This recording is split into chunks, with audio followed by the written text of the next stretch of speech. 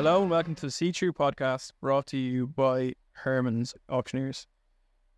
Today we're joined by Charles Weiss, former partner at Herman White Estates. Thanks, Billy, for coming in. You're very welcome, Ross. Start off nice and easy. Tell us about yourself. I grew up in Lucan when Lucan was a village. I went to a two-teacher national school, and then from then on, I went to when I went to secondary school, I went to boarding school down in Newtown and Warford. From obviously going to Newtown, where did you go then? Did you go to? I tried engineering for a year, and then I went back into auctioneering. What was it about auction when you were in engineering and you were like, right, okay, this isn't for me? What drew you to auction? Well, engineering didn't like me, and I didn't like it, quite frankly. And then I had decided to I just had an idea about auctioneering, and I went and I talked to a friend of the family, Roger Flack, who worked in Osborne, King and McGran, as it was in those days. Yeah. And he got me a couple of interviews in places just to talk to people about the business, see if I'd like it. And then literally I answered an ad in the paper for Orchard Auctioneers in Rathfarnham, and I got it. But I got it, and then I deferred it for 4 months because I went to Canada tobacco picking for 4 months because I wanted to earn some money. Yeah. And then you came home. Then I came home and went straight in there. And those days I worked in a bit of furniture and in property. I did both. Yeah. David was talking to us about being an orchard, and you were saying, so like when you were in orchard, you went in originally to do, was it just property, or did you do? Oh no, dog's body, yeah. Everything. Do absolutely everything, yeah. So, but I would have done a lot of it in the furniture in those days, setting up auctions and that sort of stuff, yeah. Dave was talking about the house in Rathfarnham Road. Yes, yeah, it was a nightmare. Yeah, it was a nightmare. Shreen just go off home and left. Sure. Not quite, in fairness. You know, it was. We worked hard at it. Yeah. And it was very successful, actually. So, when you then, how long were you in Bowling Street for then? Just a year. And then Just a year, yeah. And you were working on it. Yeah. So, when you were doing the furniture as well, what kind of drew you more onto the property side of things? What was it about? Just much more interested in property. Okay, why was that? I just liked houses. I had an interest in furniture because my parents were very interested in antique furniture, but it wouldn't have been my love. Absolutely, yeah. In terms of Herman White coming to life, starting, how did that happen? I worked with David, obviously, in Orchard. David was my boss. And then David wanted to go out on his own, and he asked me to come along to work in the property and set up the property section with him. And it started from there. I mean, it started in 1981, so it's like 42 years ago now. It's a good old long time. It's a long time. And we came and we were, we started from the beginning. We were good at getting properties in. Just it motored along that way, It was just sales only. So what happened there was we were sales only went through. We started in 81. There was a bit of a recession till 85. Then things took off again. We were busy. I mean, 87 things took off big time, and we were very busy for a few years. And then we were busy during the 90s. But in those days, there were no multiples. There were one agency. Like, there were the firms that were there, they were in town. They weren't in the suburbs. Yeah. So we were one of two agents in Rathmines, I think, at the time. Yeah. When we were in Rathfarnham and Orchard, we were one of one agent. Yeah. It was completely different. It was a completely different thing.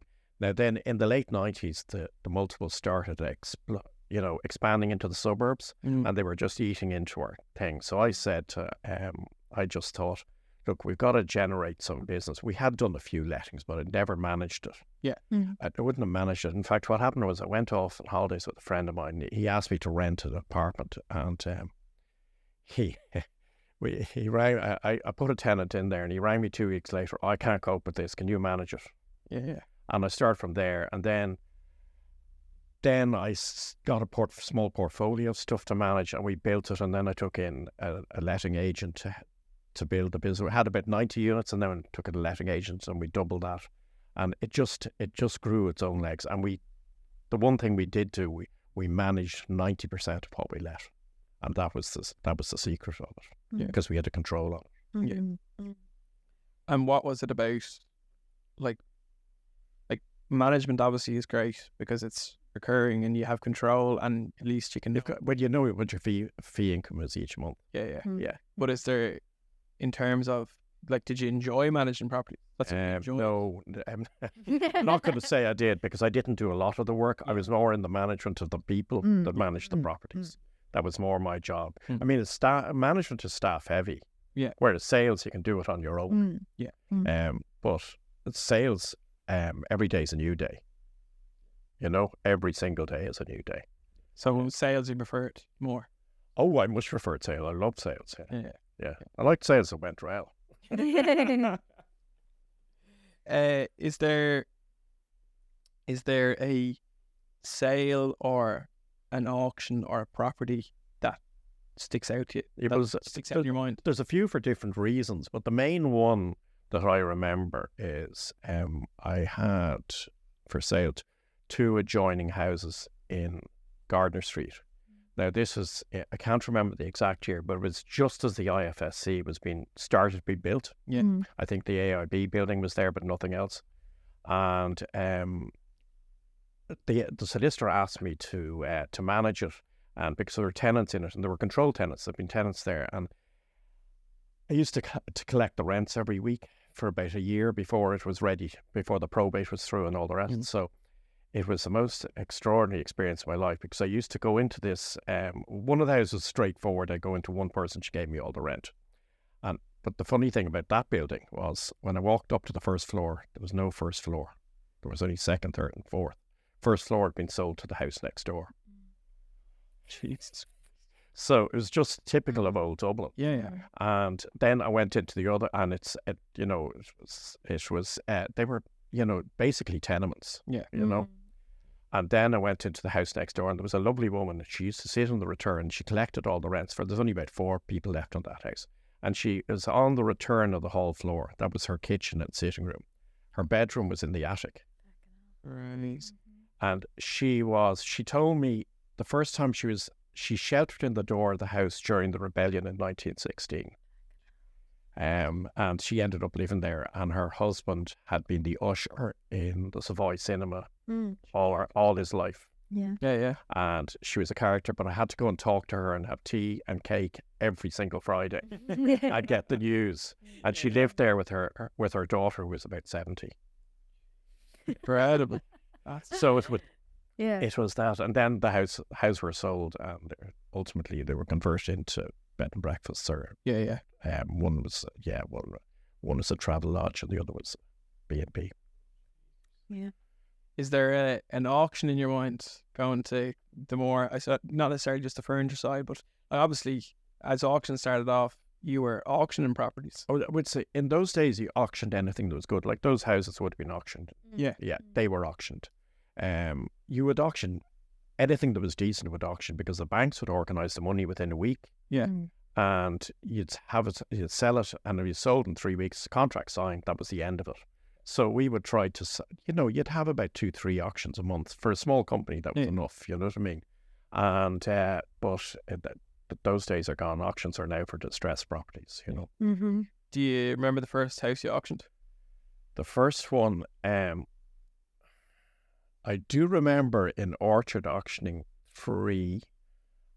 One was in Churchtown, and I met a guy I know who's a good friend of mine now. He was the solicitor. And I met him after it was during the bank strike, and no one turned up. I can remember that one. That's the only auction that we had that we had a disaster at, because it was obviously the bank strike. We sold them all and took checks and cashed them after the bank strike was over, Other than that, the other 2 houses I would remember that I had up for auction that gave me a surprise are both one was at the beginning of the turn in property in 87. It was a house in Belgrave Square, a nice house in Belgrave Square, and we sold it for double the quoted price, which in those days would have been quite unusual. Yeah. You'd actually quote a price and you might get less for it. Yeah. No, those days are long gone. And then the last one I do remember, we sold a house in Nutley Lane in 2006, the last sting of the wasp of the Celtic tiger, and like that, we were quoting 1.4 and we got 2.6 or something for it. I can't remember, or it might have been 2.4. I can't remember the exact figures now, but it was a crazy price for 4-bet semi in bits. Yeah. You know. So they would stick in my mind. Other than that was, we would having a couple of auctions a month, for me. Yeah. So. But you would have sold the house and the furniture back everything lost. Everything. Wow. And we'd have a furniture auction in the house, mainly if you did that.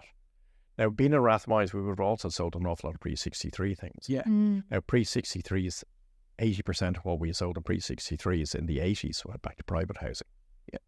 Yeah. In terms of auctioneering as a whole, estate agencies as a whole, how do you think it's changed from when you started to, say, someone like, say, Katie in the office started today? It's completely different. It was much more casual in those days. It was, it was much more fun in those days. Yeah. It was very social. Yeah. We don't get me wrong, we worked really hard. Particularly in the 80s, you'd have loads of stuff for sale and you mightn't sell it. It could take you months and months and months to get a buyer, and then months to close because there was a recession on, But there's no, nowadays we're very much regulated. Everything is systems, you have computers, you have data, In the old days, you got something in, you put an ad in the paper. Yeah. It was a small ad or a display ad. It didn't matter that, but that was how you got your buyer, and you put a sign on it, and that's how it worked from there. And do you think, obviously regulation is good in some ways, bad in others, but do you think the market now is good? Do you think it's just like, if you were saying to someone looking to get into auctioneering now, do you think it would be sustainable for? Oh, it's a sustainable business and will be a sustainable. But look, there's lots of broad facets in it. Yeah. I know you're talking about the furniture bit, but you've also got valuations, you've got commercial, you've got residential, and you've got management. So which we did everything. Oh yeah, 100%. Which we did the whole lot. Yeah. So it is a very good business.